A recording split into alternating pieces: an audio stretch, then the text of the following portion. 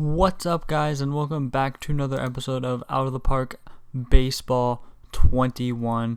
And I have some very unfortunate news to start this episode off. So I did go ahead and record the ALCS as planned, as I was going to, and of course show the gameplay of the actual playoff games. But unfortunately, something happened to the video file, and most of the second and third game got totally erased, so I do not have any footage of that, which is honestly pretty disappointing because they were honestly amazing games. Like probably some of the best games I've ever had in OOTP, and I'm talking like extra inning, like dramatic like victories. So really disappointing to see, but I'm just gonna go ahead and go over what kind of happened in those games anyway. And first, I'm going to take a look at the Angels team, which is something I also did before the series in the previous recorded lost footage that happened. So taking a look at the Angels here, they're really a big offensive team. First in batting WAR, second in WOBA on the year, scored the second most runs. And their pitching was, of course, the weak point. They had a good bullpen ERA, which is kind of unpredictable because ERA especially isn't that good of a statistic to evaluate bullpen arms by. But their starters weren't very good, and they were 7th in runs against. But they did have a great defense, as they ranked at first in defensive efficiency and first in zone rating. Although a lot of that is due to Andrelton Simmons, who had a zone rating of over 31, which is just absolutely nuts. But yeah, I mean, their starting pitchers, Ohtani has been actually a really bad pitcher so far in this save. I mean, ERA plus of 80 this year, barely even really worth anything pitcher this year. Of course, he's been a fantastic bat for them. I think he's worth about like 4 wins or something with the bat.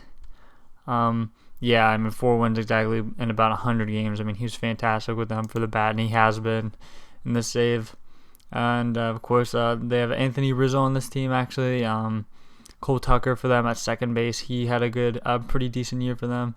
And Rizzo, as I mentioned, Trout, not really a Trout-esque year, but still a fantastic year, considering the entire league. Nick Castellanos was okay in limited games for them. Rendon was good for them, and he actually is injured right now and got injured in the last game of the playoff series, which I'll get to in a second. Cespedes is injured, and he was before the series started. And McGuire, fine offensively for the Angels, especially considering that he's mainly a defensive catcher and a very good framer in this game. And of course, Andrelton Simmons, defensive wizard, and then the rest of the pitching staff besides Ohtani isn't really impressive. Garrett Richards had a good year, but Jesus Alvarez and Patrick Sandoval are not very good. And their bullpen, pretty good.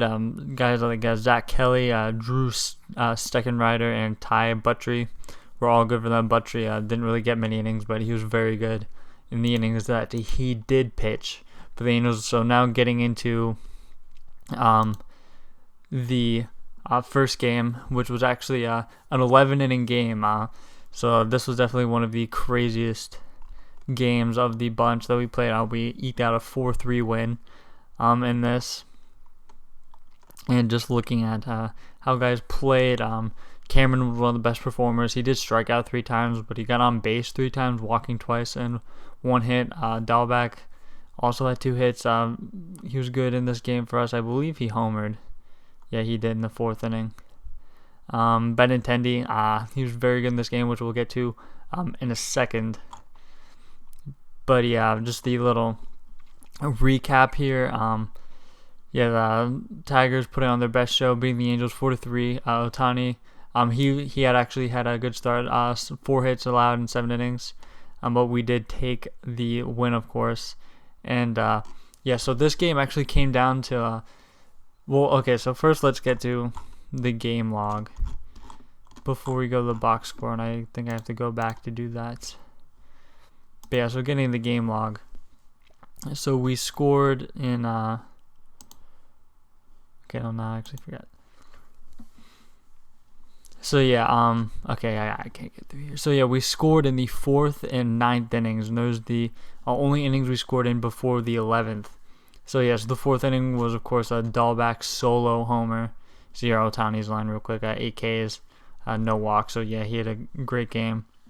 DeGrom struggled kind of a little. Well, he got hit early in the 1st inning, then they got another run the 4th. So he was okay for us. But the main story in this game was of course our comeback in the 9th inning, where Benintendi came in and he Benintendi started. My bad. He started for Basabe, who of course has been injured. Not a big injury, but it went from like a day-to-day kind of injury to like a certain time where like he'd be recovered. So I decided to give him like the day off, at least because he also hadn't been hitting well, even though the injury wasn't supposed to affect his hitting, but he still was not hitting well. So I decided to bench him for this game. But then of course we got to the top of the 9th inning where Reyes came up, and he of course to this point has been good with the bat in this series. So I decided to pinch it for him, and he came up with a 2 RBI hit, scoring both of the guys who were on base to take the lead. Not take the lead, but tie it up in the 9th.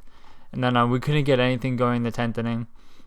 But in the 11th, actually, they brought a Drew Steckenrider in the 11th.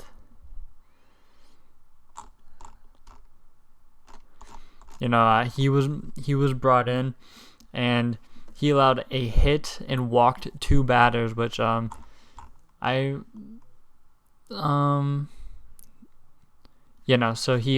he allowed a hit to Benintendi, I think it was, which Benintendi had a great hit himself to get on in the 9th inning.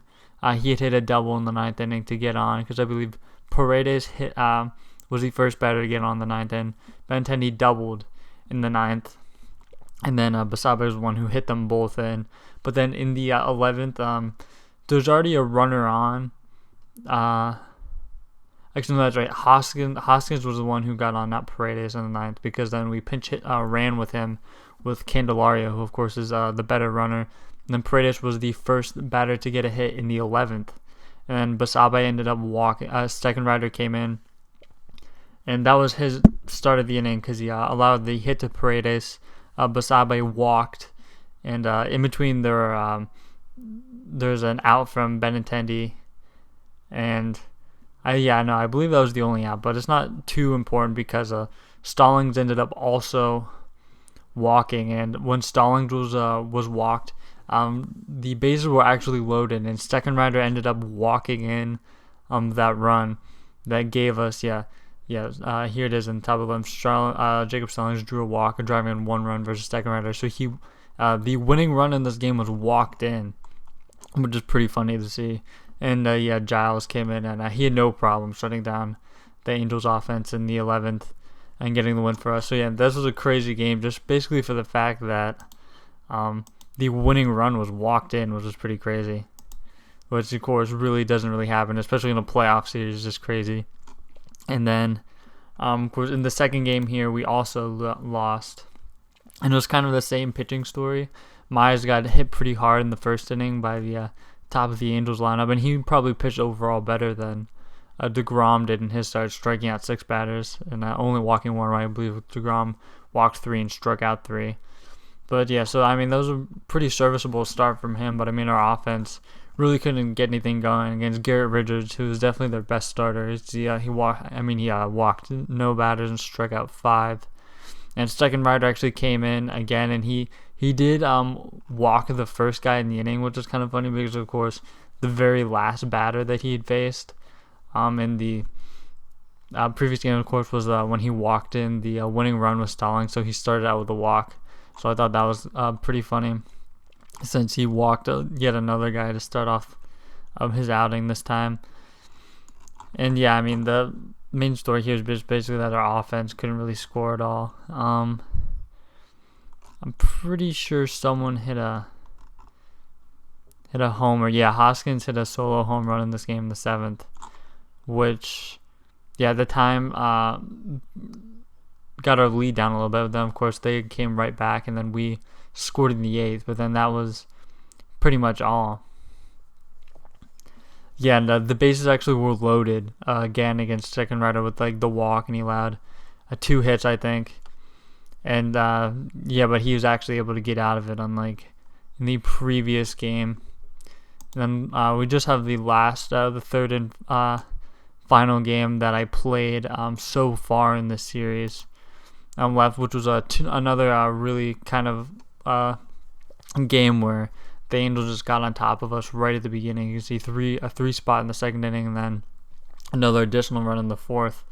But we did kind of claw back, which is kind of also part of the theme in the previous game, as we scored a run in each of the 2nd, 3rd, and 4th innings.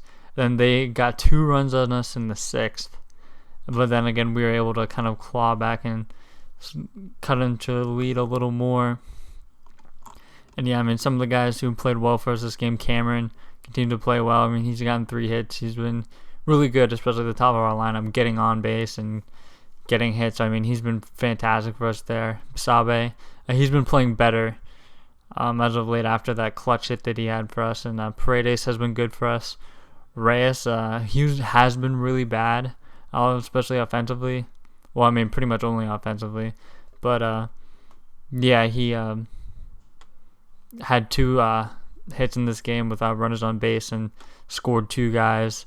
Stallings has been good of late, and Almace has actually been really good too, especially of late. He had 2 hits in this one and scored a run for us when he was later hit in by Castro. And then pitching-wise, Quintana wasn't really that good. So yeah, he allowed like a lot of hits in this one, and actually so did Alvarez, but we just weren't really able to string them together, as we only had the kind of 1 run in each inning, so kind of just allowing a lot of hits, but he was able to control the damage a lot.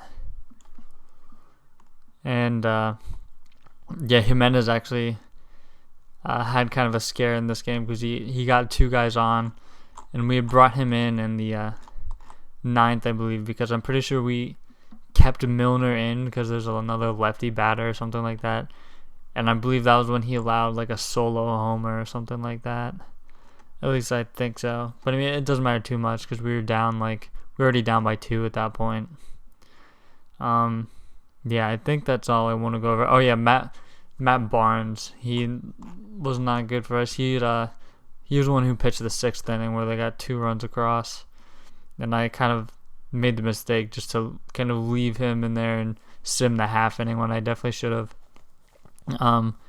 simmed with runners in scoring position, because he faced a lot of the lefties, because I didn't want to, because Scabal wasn't available because he was tired because of pitching the previous games, but Milner was available, but I didn't want to use him in like the 6th. I wanted to save him for more when the top of the lineup came up around again in like the 8th, and Barnes just couldn't get out of it, and I shouldn't have had full faith in him to get all the big lefties out at the top, like Ohtani, Rizzo, and Cole Tucker, who's a lot better against right-handed pitching.